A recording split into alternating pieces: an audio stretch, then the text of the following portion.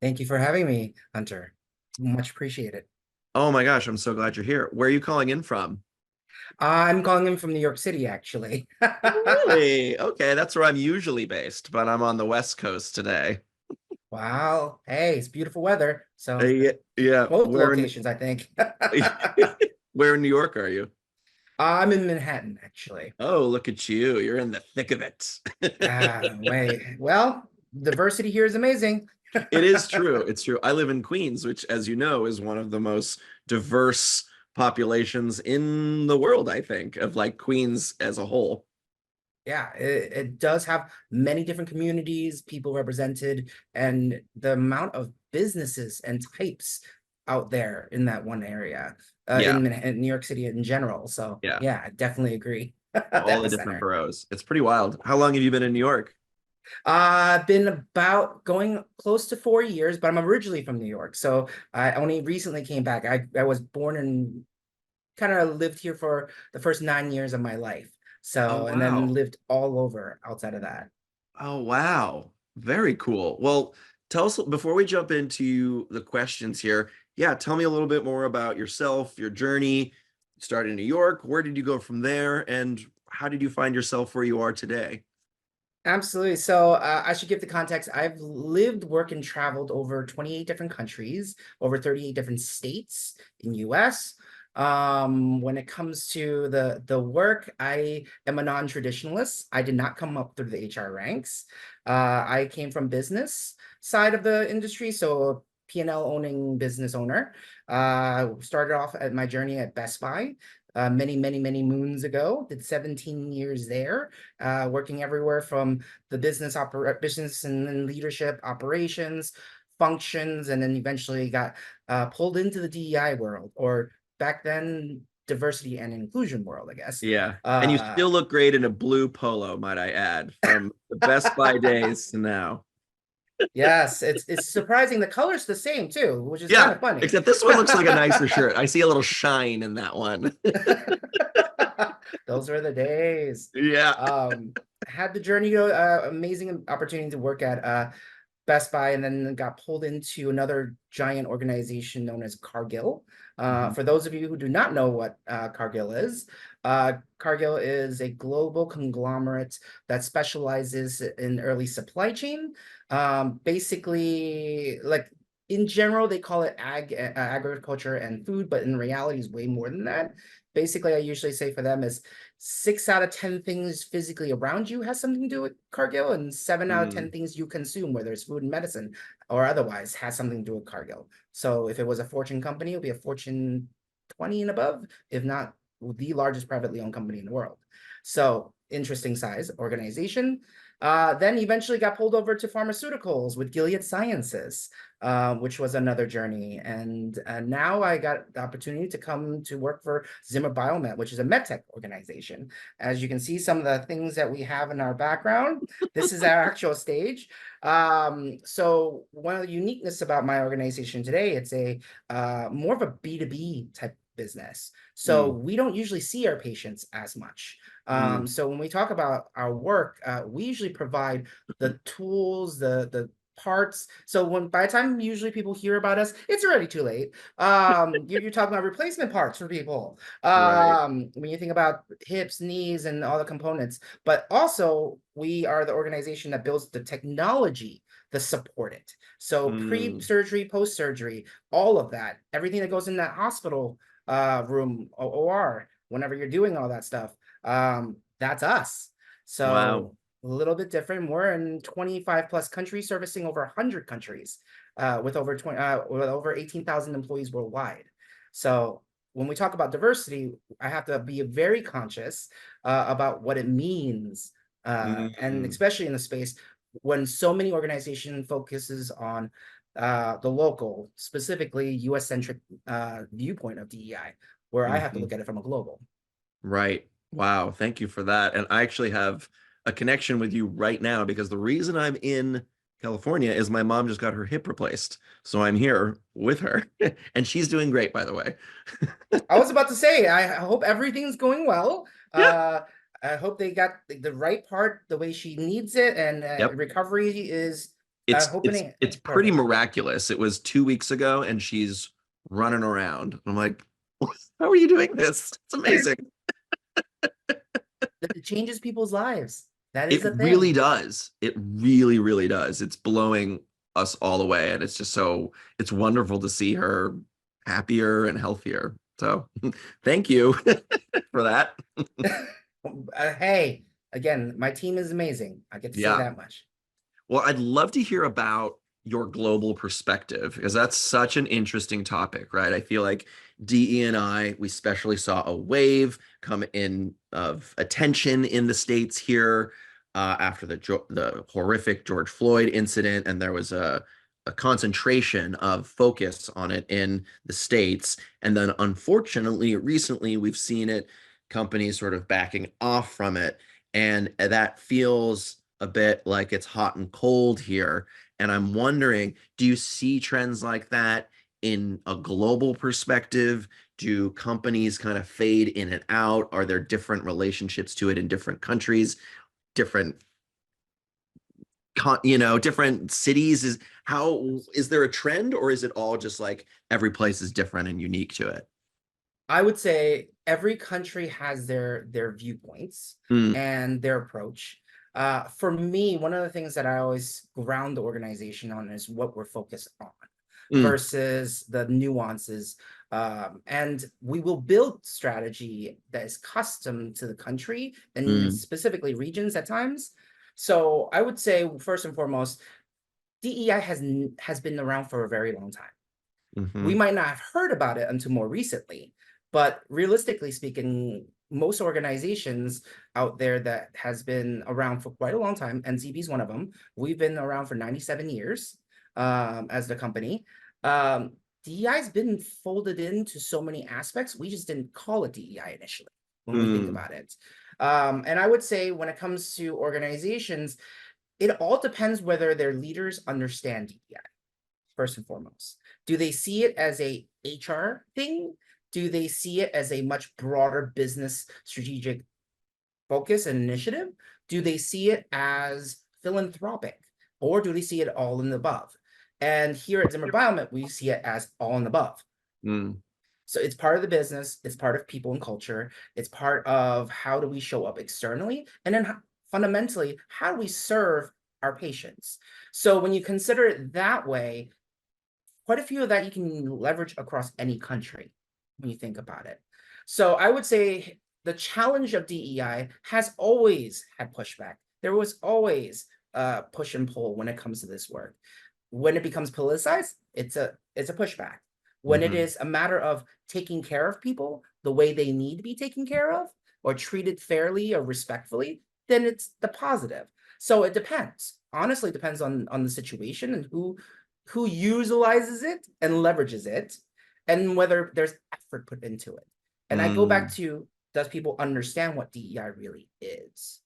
And mm, that's why I always say DEI is not complicated, it is hard work. And that's where it's very different because it's effort. It's telling people that you have to operate outside of what you're used to. That's basically what it is who you're going to work with that you may not know, you do not have any comfort with, you might not have any association with. And what is the intentionality to making sure that you actually bring people in when you don't know them? right. Honestly. Yeah. Yeah. Yeah. I love that you brought that up, that it's not complicated, it's hard work. And I believe on your LinkedIn page, you go on to say it takes dedication, patience, vulnerability, self-awareness, and participation, right? It's like you have to be actively involved in how you choose to who you connect with, right? And how. Correct. And a lot of times I always tell people when it comes to this work, specifically for regions and specific countries, is that each country has their norms. They have their Mm, customs. They have their culture. One of the things, phrase that people tend to use is common sense is really not common. Let's be mhm, very, very frank about this. Our common sense is built on our local understanding, culture, and beliefs, and who trained it into us. And I use train, not learned. Okay. So mm, we were mhm, taught since childhood, this is common sense. But Mm-hmm. the problem is that's based on your family dynamics, your community that you grow up in, and then technically the culture of your local vicinity as well as the country you're in. And that is impacted by education, that's Mm-hmm. impacted by community, and then of course your own personal self biases that comes into play. And I say when it comes to biases, there's healthy biases as well as there's negative biases. Mm-hmm. And the reality behind it is it's a matter of balance. It's about really paying attention and being really purposeful on what you're trying to do.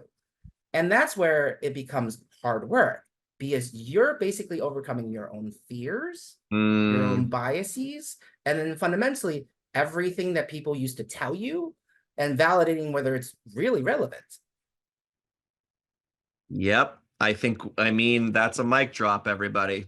That's a mic drop moment. Like that, it just summed it all up, James. Yeah, I mean, I'm floored by right now about what you just said. It's so true. And I'm curious, what would you say are some of the healthy biases you said? They do exist. What are healthy biases?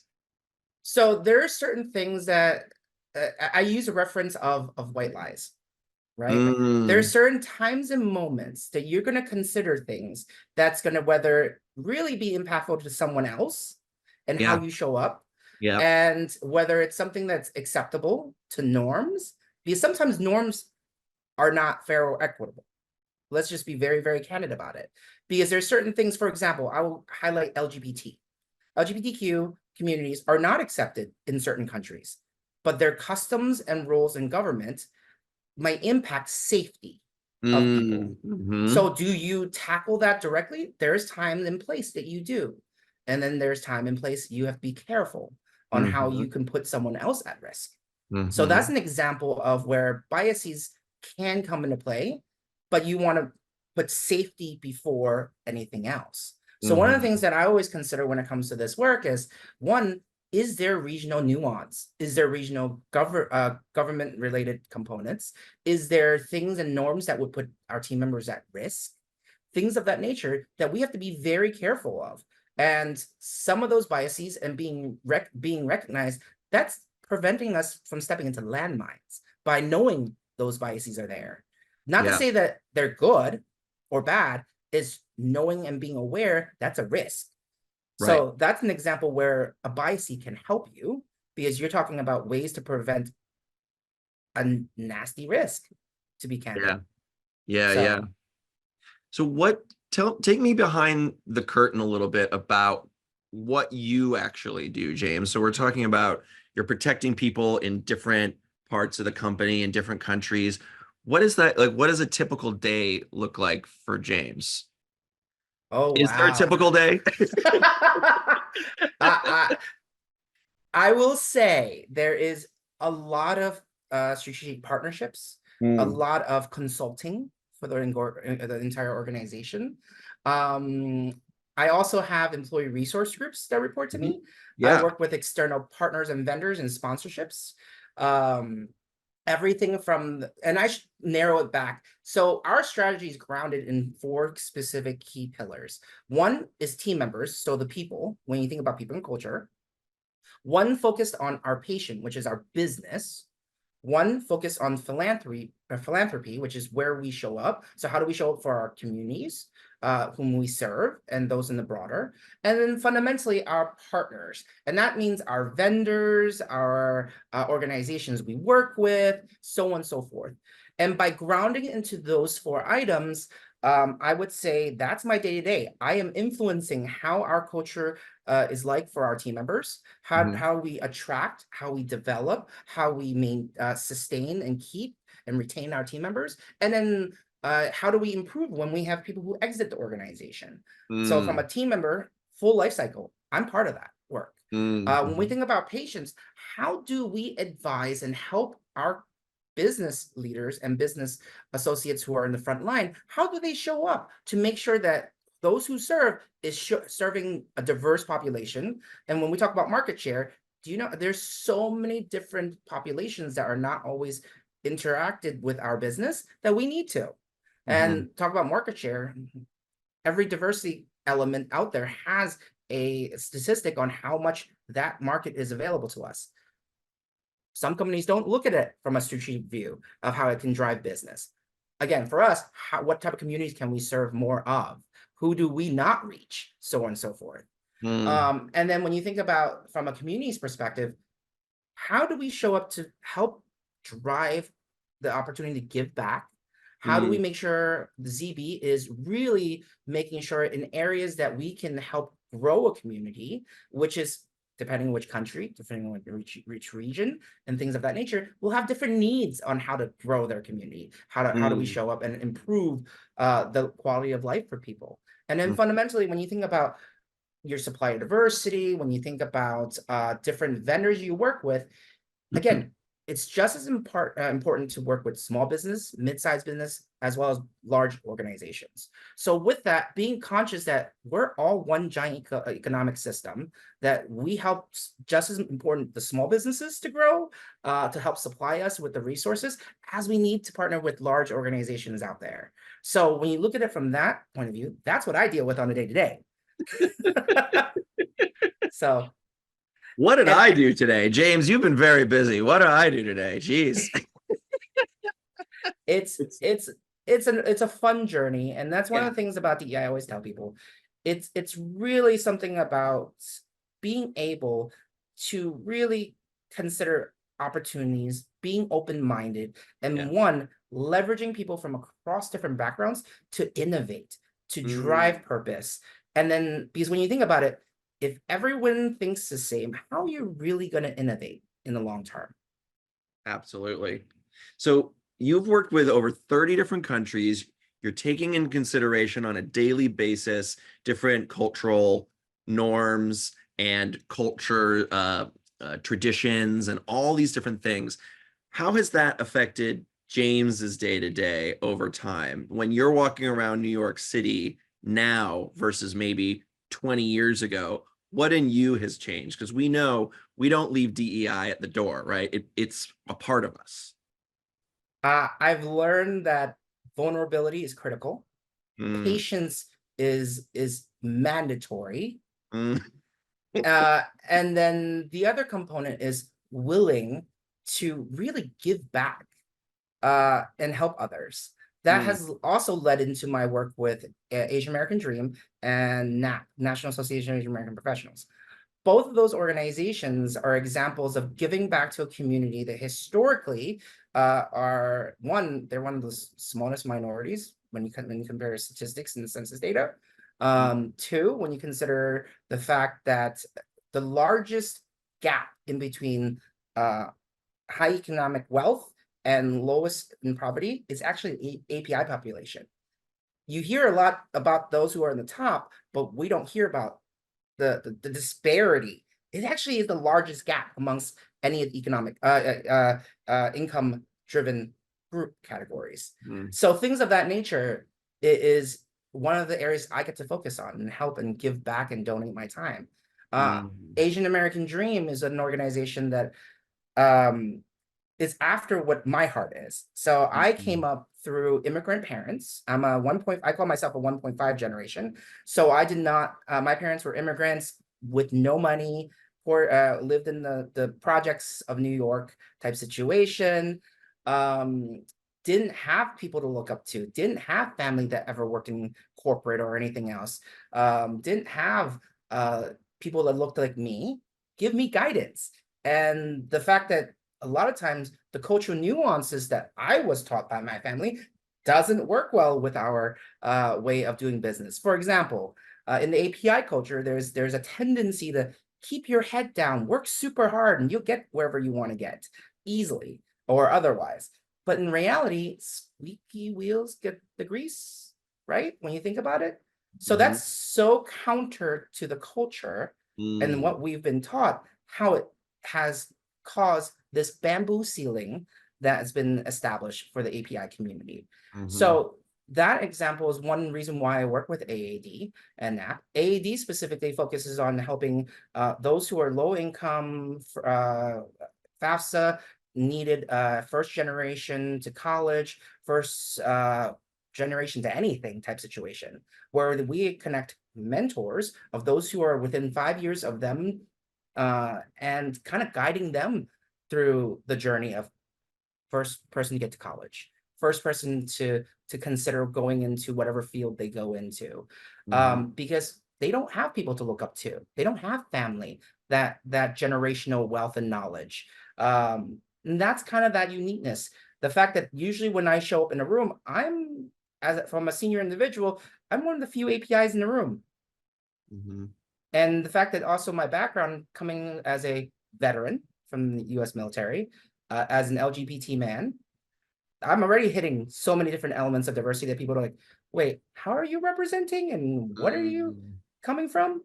And then Mhm. coming from the fact of being from a socioeconomically challenged family when I was growing up, that viewpoint of giving back is critical Mhm. because that's how we lift each other up. And Mm. that's that inclusion component, whether we talk about it internally at ZB or in the community at large. Mhm. By showing up and really, really helping to drive the purpose of lifting the entire ocean up is how you're going to lift everything. Yeah. When you're navigating intersectionality, you said people will say, "How are you showing up today?" Do you have to compartmentalize? Do you bring your full self to those conversations when you're helping people? Do you feel that out? So I don't I actually no longer use the word full self anymore, Mm.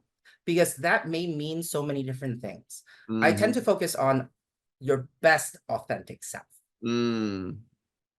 because again, it won't matter if you're not in the game. Think about it that way. If you're not even allowed in, how are you going to make change? How are you going to contribute? So, Mhm. not to say that you don't have yourself in at work, but bring your best authentic self to work and to your community. Mm. Because what people don't always think about is you're also representing everyone else when they're looking at you when you show up, right? Mhm. But vulnerability is important. But be very, very careful when you consider being vulnerable does not mean you give up everything in the process. Right. So we have to protect ourselves too in that space because Right. vulnerability, I think, has historically had a negative connotation of weakness, but Right. as folks in underrepresented groups, I'm also a part of the LGBTQIA community. So navigating that space, like I can show up and like I'm a cis white man. So like there's this like passing component that I navigate sometimes. And then when I have my queer, colors flying, there's suddenly a different color, right? And it's like I want to be my best authentic self, but also I don't need to let everyone know everything about all of me all at once because that might not help other people in the room at the time. And I would say it's not about hiding either. Right. It's more like knowing when to leverage it as a strength. That's the Right. key. It's knowing when it's going to really help the room. Right. Because one of the big things that I always tell people, if you don't analyze the room, you're only setting yourself up for failure. Mm-hmm. Because as you are, I say, whether you're climbing or gaining more influence anywhere you go, it is a matter of really understanding those who are around you because they have their own perspectives Mm-hmm. and knowing how to manage that relationship and making sure that one, we have safe spaces for employees and communities and so on and so forth. But in the same time, we also want to head and target our purpose, but being strategic in how to drive through those purposes. Mm-hmm. Because again, a lot of times we hear about organization going to throw everything in a handbasket into tackling something when in reality, pause, analyze, understand, build a strategy that matches, and then test and move, right? Mm-hmm. That's something that again, DEI is not something that you should operate in its own silo. Right. If you use operating mechanisms from a business or strategic methodology, you're going to do better with DEI. You're going to have more sustainability built into the programmings and the actual initiative. And that's something that people, I always tell people, think before you act. especially in DEI space, because last thing you want to do is take us back 20 years. Right. Right. And that takes, I mean, Hard work. hard work, and patience is mandatory, even with ourselves, right? Like we have to be like, think before I say. Yeah. Correct. Because I Yeah. always tell people, you can't help if you're not in the room. Yeah. Do you have mentees? Because they're very lucky if they have you. Yes, I do. Yeah. I am blessed by my mentees as well. One of the Yeah. things that I would say is my mentees have given me perspective, that diverse Mm, thoughts, right? I purposely select mentees and mentors, or I call my personal board of directors, that are different than me, purposely. Because I need someone to give me a different perspective than the way I show up. And that's my super strength, is that I get to work with people, mentees, mentors, and my board of directors that are not who doesn't think like I do and doesn't act like I do. Because then I can see a full scope of what's really out there. yeah. Did you have mentors that helped you? Absolutely. Do you still? I still do, yes. And that's something I would believe I will never stop having. Mentors are Mm, critical. Just as much as you give out, you need to take in. mm, Self-care is critical in this work. And I use critical again, right? yes. And having a mentor is that helping you component. That's the growing you component. We need Yeah. that water sometime. Just like plants. We need to get watered as much as we create seedlings. That's right. We can't help others if we can't help ourselves. Correct. And I love hearing that you have mentees, you have a mentor, and earlier you mentioned how mentees are paired with someone that's within 5 years of the line there of experience. And for us too, it's great to have someone that, because we don't know what's ahead, like someone down the line, further in the career, in the trajectory, in age, any of those things. That's very valuable knowledge because I don't have that experience yet. And that's what's important. And Yeah. and I should say I don't have just one mentor. Right. I've been very blessed to have multiple. And Yeah. again, all from different backgrounds, different Hmm. perspectives. And Hmm. that's important when you consider a mentor. Yeah. James, we only have 1 minute left. Is there anything that we haven't touched on that you really want to make sure our participants hear today? Absolutely. I would definitely say, if anything, when it comes to this work, when we say it's hard, I would say it's more than anything else, it's dedication, right? And you're going to have to stretch, you're going to do things that are uncomfortable, and it's important to do so. So do not think that is something that's going to turn around like that, where it's going to be quick. It's something that needs to be sustained in the long journey. Again, marathon, not a sprint. Mm-hmm. Mm-hmm. James, this has been absolutely wonderful. Thank you for your time, your focus, commitment. Thank you for your service as well. And I hope we get to do this again and maybe we can go Kiki in New York together. Sounds good. Thank you so much. Thanks, James. Take care. Have a good one. All right. Bye now.